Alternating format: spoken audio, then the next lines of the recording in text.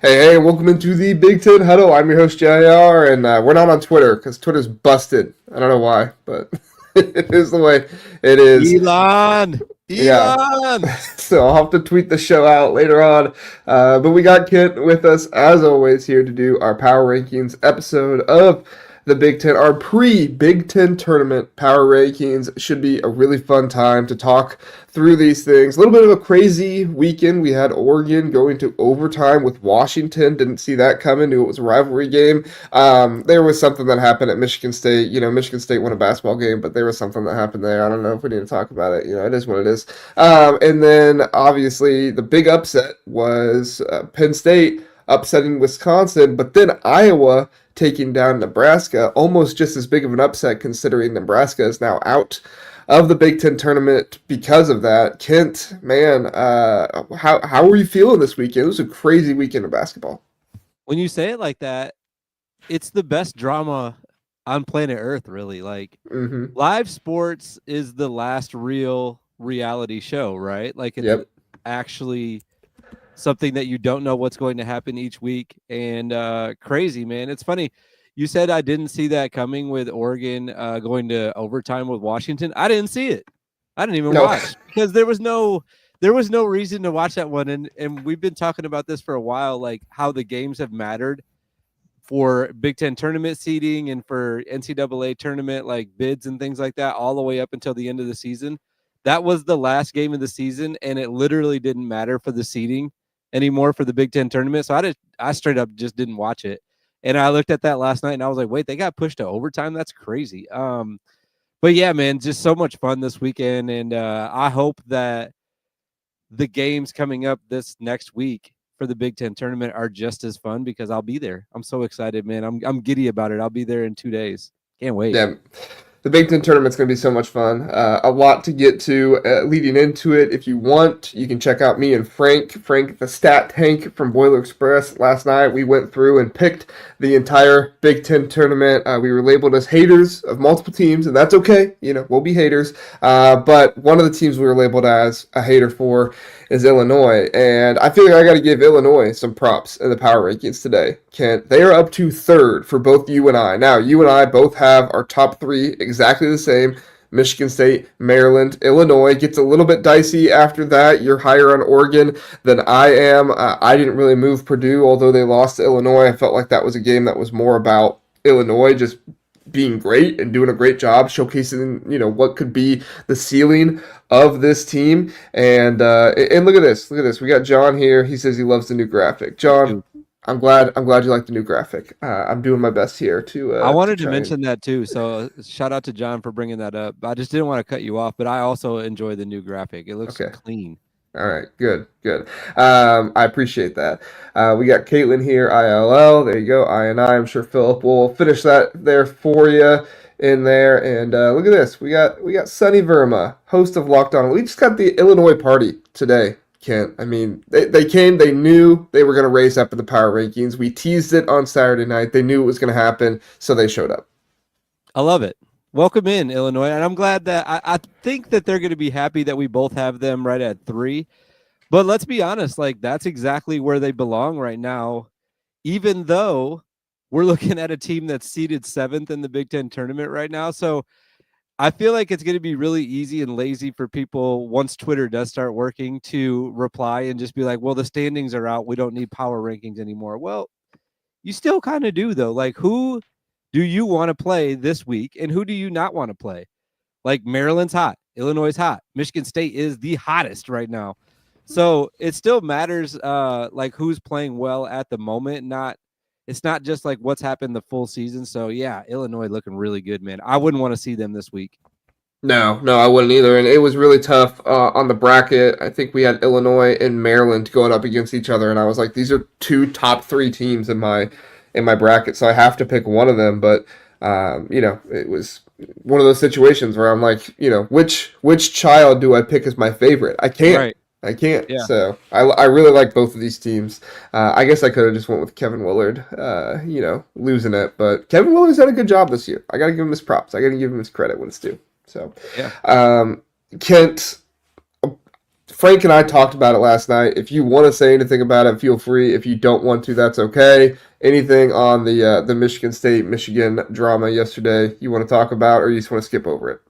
I'll just be really quick about it. I thought it was hilarious. The whole thing I thought was great. You know me, man. Like I've always been about the court storms, the extracurricular activities, the extra drama.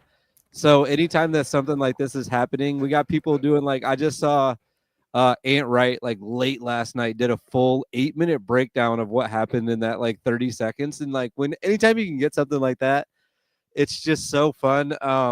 I don't care what side you're on. I'm not on one. I honestly do not care. I thought it was hilarious that the Michigan players were standing on the logo. I thought it was hilarious that Trey Holloman had like a full on like mental breakdown and went and pushed them off the logo and defended his team. I just thought the whole thing was great. I want more of that all the time. Dusty acting oblivious in the press conference afterwards is hilarious. Tom Izzo calling himself a midget in his press conference afterwards. It's all so great. I loved it. The game was like totally secondhand, which I don't like that because Michigan State played so good yesterday that like I'd like people to focus on that, but I can't do it myself, so I can't even blame people. It's just so funny, man. I love it. I love it Yeah. all. Yeah, I mean, anytime we get some chaos like this, it's crazy. I just like I said it to Frank last night. Like if Michigan players are gonna do this kind of stuff, just own it. You know, Right. like just Yeah. be the bad boys. Like that's who I grew up. Knowing Michigan as it was kind of like the bad boys. Like we're gonna be better than you, and we're gonna punch it in your face with it. You know, you're gonna have to deal with it. Like what I don't know. That was kind of what I was hoping from Dusty May. I was hoping he'd get into the press conference and he'd be like, "Yeah, they knew what they were doing. So Yeah. what? Like, we're not going to let you kiss your logo." like, Yeah. but he went there, and then you're right. Tom Izzo calling himself a midget. We learned two things about Tom Izzo afterward. We learned that you don't mess with his mother. That's number one, and you don't mess with the court that he practices on every day. Those are the two things. Don't mom and court. Don't mess with those two. I'm not even sure it's in that order either. I'll be honest. I agree. All right. Mom is like the sweetest lady too. Like there was some there was a video of her. Yeah. She seems like I mean Tom Izzo's great, dude. Like the dude just doesn't care what other people think about him. He's so passionate about his team. Man, it's just such a great time of year to have something like that happen. It's great. Yeah. My only other question, and then we'll completely move on from this. Will there be a law made by Michigan lawmaker saying that players can't stand on the logo? Will that happen? I hope so. Man, the logo stuff is so funny. Like everything with it, I just can't get over how Michigan is so obsessed with the extracurricular activities. Like after the Ohio State game, before the Michigan State game a few years back when they were tearing up the logo, everything, man. It's insane. But like I said, I love all that extra stuff. It's hilarious. It's extra, that's for sure. It's extra. Um, John says Michigan football and basketball getting into fights this year. You thought the fights with Michigan basketball was done after Juwan Howard left, but here we are. There's still some remnants of Juwan Howard in that program. Like I guess leaving this mark. I guess at least the Michigan, players are not fighting each other. They're fighting others now. So Dusty May has them on the right track there. Don't fight each other. Fight, the other How team. long would we have to we talk call it about a fight, this? but yeah. We'd have to be talking about this for a while if Dusty May slapped Tom Izzo after the game. Like that sounds so outrageous, but that happened. That happened in real life at one point. We were talking about someone getting slapped. Just open hand over another dude. Oh yeah, you don't like that we're on your core? How about this? Yeah. Yeah. That's peak there. That's peak. All right. We'll move on from that. Kent, I do think Purdue is a team we have to talk about a little bit here because we're a little different on them. I didn't move Wisconsin down too far. Of course, I had them at 2. I think you had them at 3. You moved them down 2 spots. I moved them down 2 spots. So I don't know how much discussion there is there. But I keep Purdue the same. You move Purdue down to the 8th spot, right in front of Indiana. This team beat this team crowd is really going to come for you on Twitter when Indiana beats Purdue, and then you don't have them over them. Yeah. Good luck coming to me on Twitter if it's even working. If Elon can get his minions to get the replies to work, good luck. But what's your thoughts here with moving Purdue down so far? Okay, so it's less about what Purdue is. Like I know I'll be called a Purdue hater, and that's fine. I don't really care. But it was more about what the teams in front of them did, and I had a really hard time with Michigan and Purdue. That was like the only one. I was like, I think Purdue is better right now, but there wasn't anything I could say to like back that up. There wasn't a win that I could say, and Purdue did this, and they beat Rutgers by a lot, so like they're definitely better than Michigan, which maybe that is why, but they also did play head to head recently, and Michigan won the most recent matchup. So that's the only one that I really had a trouble with. But I can confidently say I put it on my tweet, like I went off vibes only, and Oregon, Wisconsin, UCLA definitely better than them recently. So I basically just, like I said, went off vibes, and I went with who I thought was better in that order, and then Purdue fell where they did, based on I think that they're slightly worse than Michigan right now, but not much. I could see people saying them being one or two spots up, but not much more at this point, based on the way they finished their season. They won 2 out of their last 7 games? Yeah, yeah, 7 games. Yeah, 2-5 in their last 7 games. yeah. Those wins were versus who was it? UCLA and Rutgers. Rutgers. That Rutgers game, that was a tough game there at the start, and then they started shooting lights out, which kind of reminded you of what the ceiling can be for Purdue. Of course, it was at Yeah. Mackey. I do think that distinction needs to be there, but still, a team that can go crazy shooting like that is always dangerous. Twitter is working again, Kent. Oh John let no. us know, and I just tested it, and we are live on Twitter now. So Oh, people are that's good. seeing our power rankings. They might react to this. I don't know if you want to send your tweet out, but if Yeah. if you want to do that. Oh yeah, notifications just blew up. Yeah, you're right. Twitter's working. Okay. People found my power rankings. Here we are. So for me, Purdue, I left Purdue up there because, like I said, like I felt like it was more about just Illinois being good, and I felt like Wisconsin losing to Penn State was more about Penn State being good, and Oregon, going to overtime with Washington. I don't think Washington did anything like super spectacular in that game. Like they played well, obviously, but like Oregon should have taken care of Washington better. UCLA, I guess I could have moved them up over Michigan. They looked really really good against USC, and they played well against Northwestern. So I guess I probably could have moved UCLA up more. Sorry, UCLA fans. I'm not trying to be a hater, but I guess you could label me as one. But you know what? Mick Cronin said he doesn't care about the Big Ten tournament. So if these are pre-Big Ten tournament power rankings, I'm gonna move people up that say they care about the tournament. That's just me. That's fair. I like Yeah. that. I think that there's more coaches than just Mick Cronin that would say that, just not publicly. Like Tom Izzo doesn't care about the Big Ten tournament either. For sure. For You sure don't think not. so? No.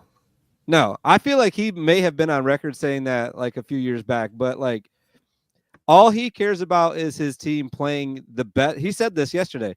He wants his team playing the best that they could possibly play at this time of year. The Big Ten tournament almost gets in the way of what your ultimate goal is because you're playing for an extra week. You have higher risk of guys getting injured. You're using your guys more. So I actually, and I'm going to sound like a Mick Cronin stan right now because I am one for sure. I'm with Mick on this, and Okay. I've said this before. I like when he's honest, and I hate that he doesn't like that he doesn't care about it because the Big Ten tournament is so important to me. I'd like him to care, and I think once he gets in that environment, he might change his mind. But I'm still with him though, just because I'm a Mick guy through and through. I was gonna say if when he sees you in the stands and he sees how much it means to you, he's definitely gonna care. It's gonna mean a lot to him. So I was thinking about like what I'm gonna say to like what I'm gonna yell at him because I always have like what am I gonna yell at this guy? And I was thinking if UCLA wins their first game, I'm just gonna yell Peacock today. there you go. We did it, Mick. We're peacocks today. And then if they lose, I'm gonna say, we're feather dusters. Feather just. Feather duster. I love it. I love it. Oh my gosh, I just love that Mick Cronin is in the Big Ten and we get to hear his press conferences. That's great. That's fantastic. No, I do like I think you're right. There are probably more coaches that say like maybe don't say but probably don't care so much about the Big Ten tournament as much as other ones do. I do think it's interesting though because Kevin Willard strikes me as the kind of guy that is going to really care for the Big Ten tournament, and that I didn't really say it in the last episode, but I think that's going to be one of the reasons why I picked Maryland to win the Big Ten tournament this past year. But as I thought about it after the fact, I was like, man, like if Maryland goes on and plays the entire Big Ten tournament and wins that, which they have a double bye, so it's not the entire thing, but if they win that, like that could significantly hamper them in the first or second round of the NCAA tournament with how much they play those five guys and just how dead and tired their legs will be playing 2 or 3 days later after playing the Big Ten tournament. Like I'm not picking Maryland to get upset in the first round, but if they do that and they play like early, what would it be? Early Wednesday? I don't know. I wouldn't like that if I was a Maryland fan. Yeah, hopefully that their first game isn't against anybody that is going to give them any problems anyways, and they'll be able to get back into a rhythm. But I totally agree. The problem is Brad Underwood also is going to care a lot about the Big Ten tournament, obviously. So that matchup, that potential matchup, I should say, we don't know for sure if that's going to happen yet. But that potential let's do that. What teams care the most? Like what coaches care the most about the Big Ten tournament? Like obviously Brad Underwood, Greg Gard last year, so I think he probably cares a lot. Yeah. I think Kevin Willard would care a lot. Anybody else? What? Wait, why do you say Greg Gard cares? I don't think he cares. Last year they went on a run. Wisconsin? Yeah. Remember they were like they had a bad end of the season and then they go on the run in the Big Ten tournament and start giving people life again. Yeah, I don't know if he didn't they beat Purdue? They beat Purdue last year in the Big Ten tournament. Like I don't think Matt Painter cares. But I think Greg Gard cares. Purdue? I was there. I don't remember what happened though. You were drunk. I was. That's for sure happening. That was for sure happening. Okay, so I'll put Greg Gard in there. Would you say Matt Painter? No, he doesn't care. No, he doesn't care. No. I mean, now I'm wondering if I was right or not. Somebody in the chat. It was Wisconsin and Illinois in the championship. That's right. Yeah, Caitlin's got it. Caitlin knows what she's talking about. Purdue lost. I just couldn't remember to who. Okay, so and Purdue, Illinois winning. I do remember that. Yeah, Purdue beat Michigan State, and then they lost to Wisconsin. And Wisconsin was actually in the same spot they are this year, the 5 seed, and they beat Maryland, then beat Northwestern, then beat Purdue, and then Illinois obviously won the entire thing last year. Well, that does ring a bell now, yeah. Yeah. I think Fred Hoiberg cares, Nebraska.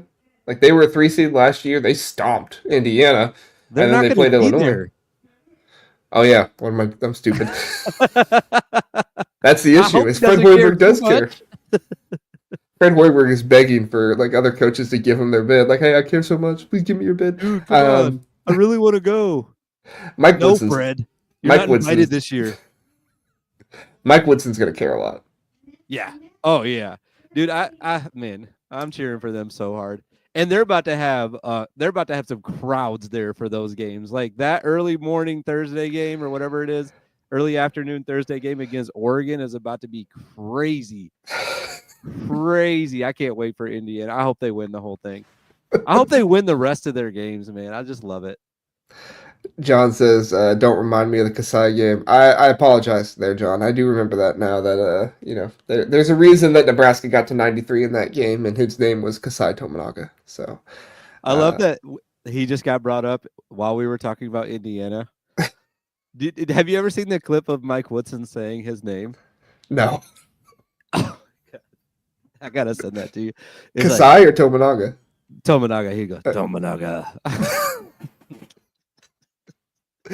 One of my favorite clips of Mike Woodson was after the Oregon game when he was going on and on about the official. I guess not like on and on, but like you could tell he was trying to hold himself back a little bit, and then like eventually he was just like, screw it. And he's like, F the officials. Was that the one where he was like in the hallway right after the game? Yeah.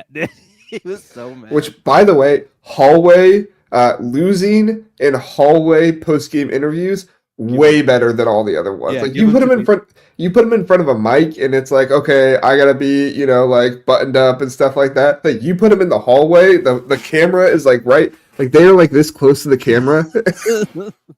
They haven't had time to like emotionally process what's happened. They haven't talked to their PR person yet, and they're Yeah, just like so like off the hinge. yeah. Yeah, that was hilarious. I do remember If I ever see a post game interview that is happening like in a hallway and the team lost and it's away, I'm like, okay, this is gonna be good. I know this dude, is gonna be great. Musselman had a good one like this last week against UCLA where Oh yeah, it was not only was it like hallway, it was like back on the court. And then after his like post game interview, I think, and where he was just complaining about that being a home court advantage, and he seems like he's mad at USC right now. oh he's pissed. Yeah, Yeah, I honestly like part of the reason why I didn't want to rank USC down at 17th was because I was like, well, Eric Musselman seems so pissed off and so mad. Like I feel like he's just gonna get in the gym before the Big Ten tournament and be like, red suicides. Like you guys yeah. suck. But I was like, I think it's a dumb reason to not make him 17th in my power rankings, so I ranked him 17th. But I did what you did with the bottom. I started to just not care anymore once I got to the bottom. Once I got past I had Minnesota. In fact, I forgot Minnesota there for a second, and then I was like, I got to put them in front of Iowa. I still think that they're better than them. And then the last 4 or 5 or whatever, I was just like, I do not care anymore. Like this is just, I don't care. yeah, I knew I wanted to throw Penn State up there. Penn State gets that win against Wisconsin, and you know what? They deserve some props. Their season's over. I guess unless they get to the crown or something like that. If Mike Rhodes, goes, but like you said, I think they're obligated to go Yeah. if they get chosen for it. So, but yeah, we have Penn State up there a little bit more. USC down, Nebraska. You're much higher on Northwestern. Northwestern for you is Penn State. You I just like refuse to not Northwestern. believing. I was gonna say you refuse to not believing Chris Collins, huh? That's all it is. Yeah. That's all it is. They didn't look bad in their last couple games either, like considering what they had out on the court. So I was just like, whatever. Yeah. No one's gonna care. Yeah, I just look at it like, the team that they're putting out there right now. How good are they? I think they're better than USC, but yeah. So. Well, they're playing Minnesota first, right? So, like, yeah. do you think you guys picked them to win that game, didn't you? Not to spoil your show from last night, but didn't you guys pick them Northwestern to win that one? Yeah. Yeah, we picked Northwestern. That was somebody was in the comments was like clamoring for an upset, and I was like, we just picked 13 to beat 12. What do you want? Like not really an upset, but so we picked them. We picked Ohio State to beat Iowa like last year, but then to lose to Illinois like last year. Which, by the way, like, how terrible of a draw for Jake Diebler. Like, the dude's fighting for his life right now to try and get in the tournament, and you're gonna give this guy Illinois. Like, you're gonna do that to my heart right now, where I'm rooting for Ohio State, but then like my underdog fandom of Illinois, you gotta make me like you could put him up against, I don't know, like another team that I don't care so much about. I mean, I kind of root for all the Big Ten teams, so don't they have to win one first to even get to Illinois, though? Yeah, Iowa. It's literally the same as last year. Like, I mean, obviously they don't get a bye like they got last year because the way the tournament is laid out, but they have to beat Iowa, most likely beat Illinois to get into the Big Ten or get into NCAA tournament. So we'll see. People have them as an 11 seed right now, but there's going to be bid stealers. So Ohio State's not going to make it if they don't. I think at least beat Illinois. I think they're in. You think so? I'm going to just say they're in just because I want them to be in. Well, we'll figure out tonight as Jason Carmelo is coming on to do Big Ten After Dark tonight. We'll do some bracketology and everything. We'll talk about, if people need to do anything in the Big Ten tournament. I do think that people, like the committee doesn't care so much about the tournaments as much as they used to, so I think that'll be an interesting conversation. But if they do care, we'll talk about all that stuff. Ohio State will definitely be a topic of discussion, for sure. Indiana and kind of what they're playing for, and then obviously seeding and everything else for everybody. Going to be a little bit less cool because Nebraska was going to be kind of a bubble team to look at. Man, the fall from grace for Nebraska. Can we just talk about that?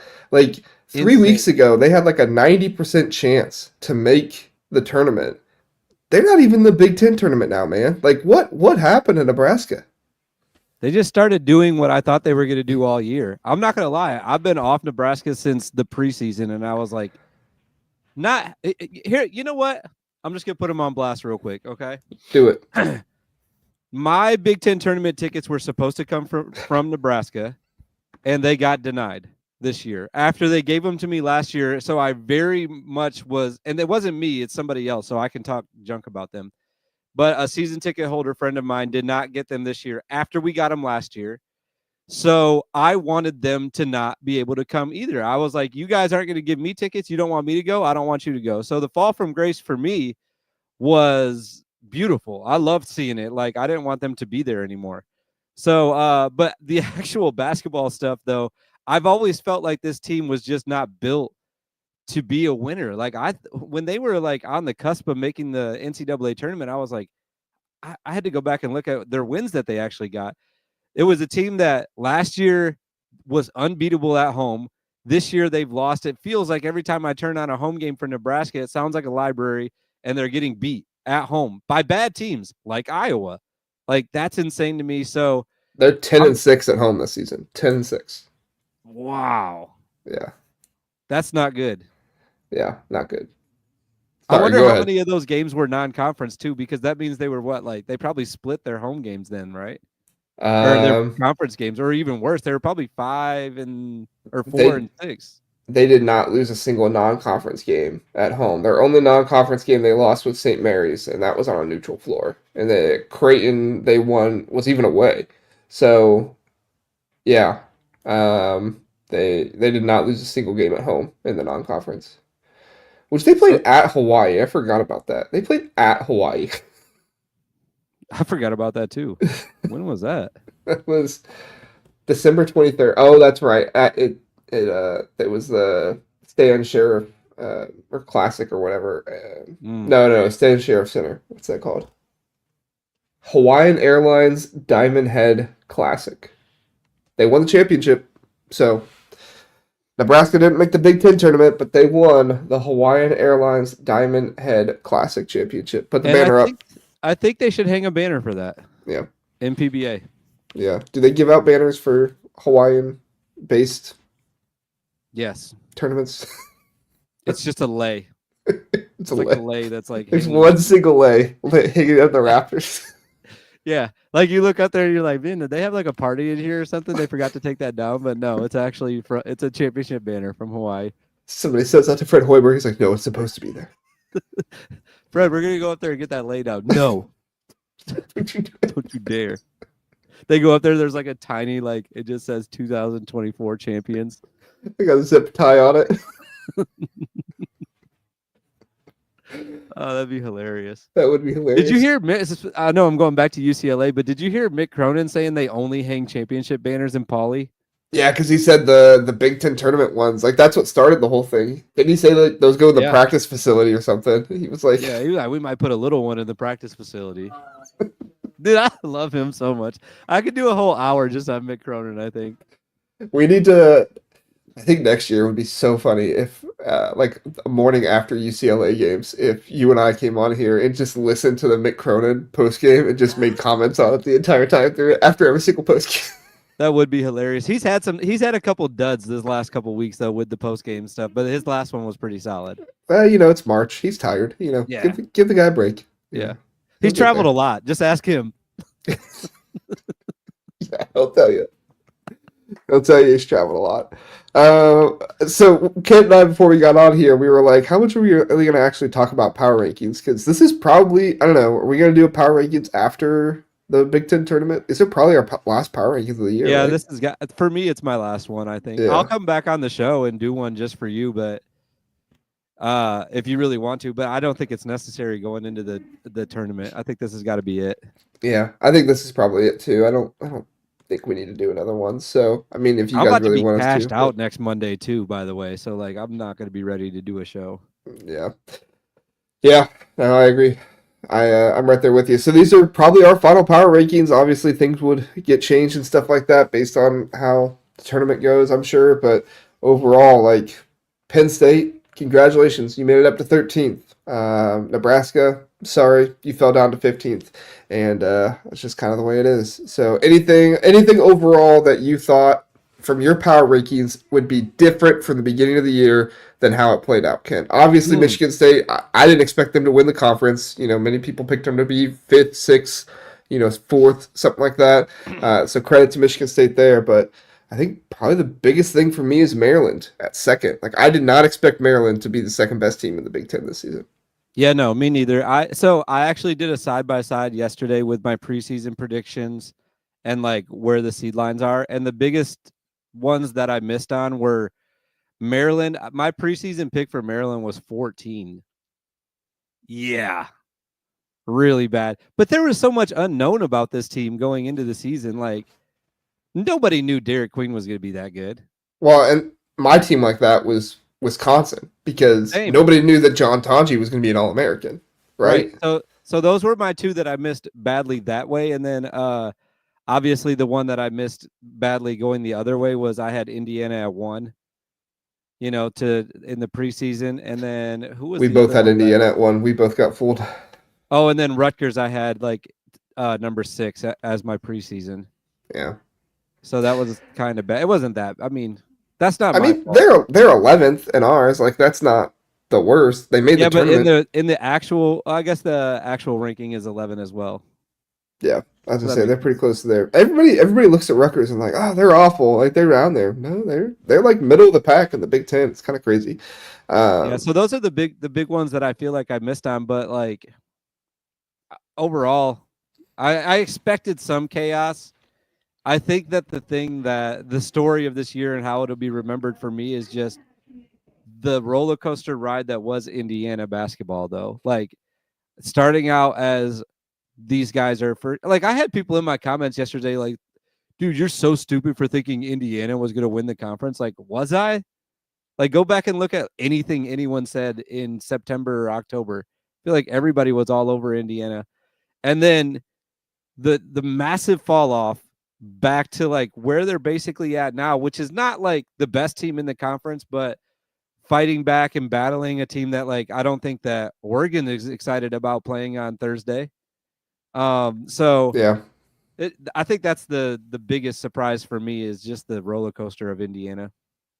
yeah. Indiana was definitely a roller coaster this season. Funny enough, I think most people like were exactly right on Ohio State. Like there were a lot of people Yeah, that, I mean, I shouldn't say a lot of people. There were some people that thought Ohio State could like be a top four team in the Big Ten, but most people had a middle of the pack and said like Ohio State is probably going to be around 8, 10, somewhere in that range. They finished 10th seed in the Big Ten tournament, 10 in both of our power rankings. Like, I mean, this is kind of what you get when you have a first year head coach who has shown promise and shown doing a good job, but also at the same time he's a first year head coach, not just in the Big Ten, like first year head coach overall. I like he's think, never coached before. He actually yeah, Diebler's never seen a basketball before this year.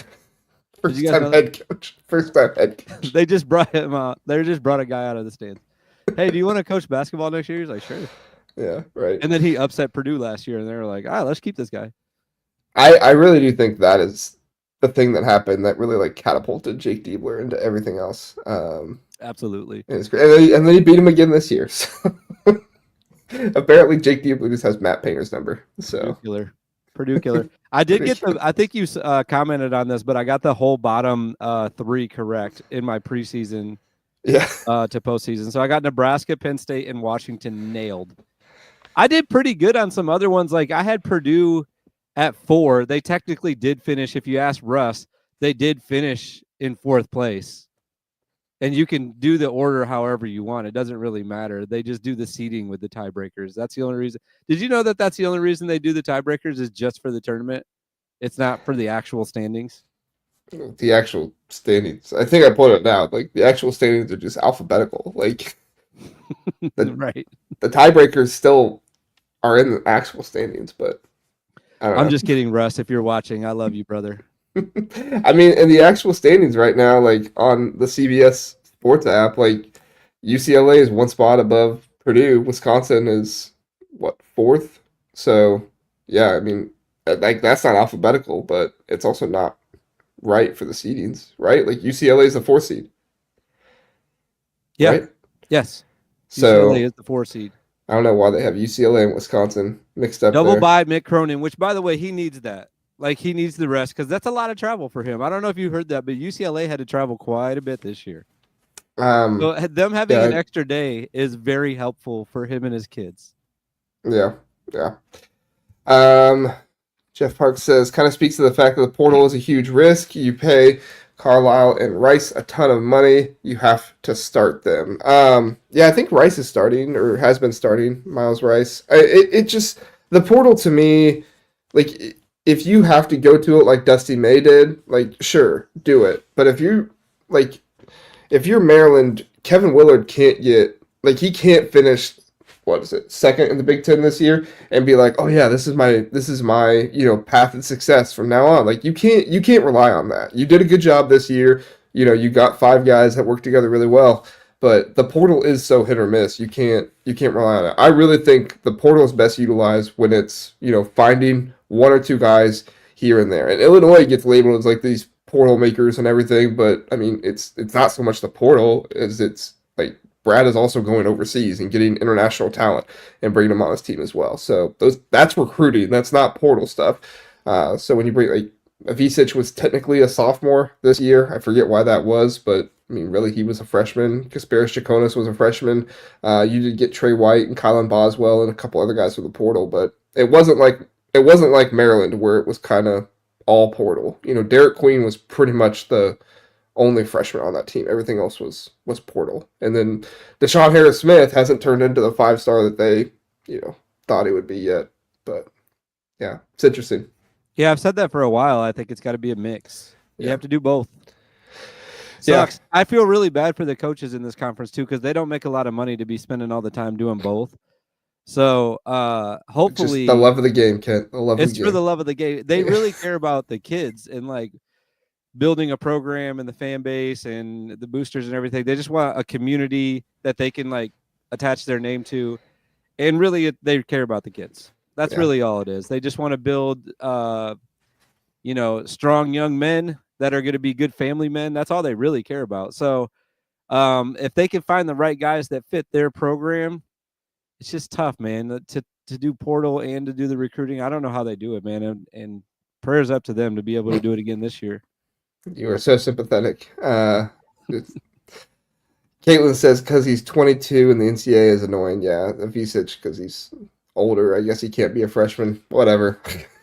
I don't know. I didn't get it. I was listing Avicic with like some freshman stuff when I was first making some content here and there, and I was like, wait, no, he's a sophomore, so I had to correct it. But yeah, Kent, is there anything else you want to get to? Do we want to do maybe a few comments from your power rankings really fast before we get out of here? How much time we got? Yeah, well, I'll try to pick a couple real quick. Yeah, we got probably 5 minutes. Okay. Oh my God, I hate that guy. Let's see. Here's Drew Aller season. Oh, he's in the chat right now on Twitter. Oh yeah, he's probably listening. That's why I'm going to read his. He said Penn State could be over Nebraska. I am not going to argue because who cares, as both teams are not making the tournament. I hope he's listening right now because I agree with him. I think that I should have moved Penn State up, especially after winning that Wisconsin game. And also, I don't care. That's exactly why I did it. It wasn't a slide at Penn State. I just didn't feel like filling out the last like 6 teams. So I'm with him on that.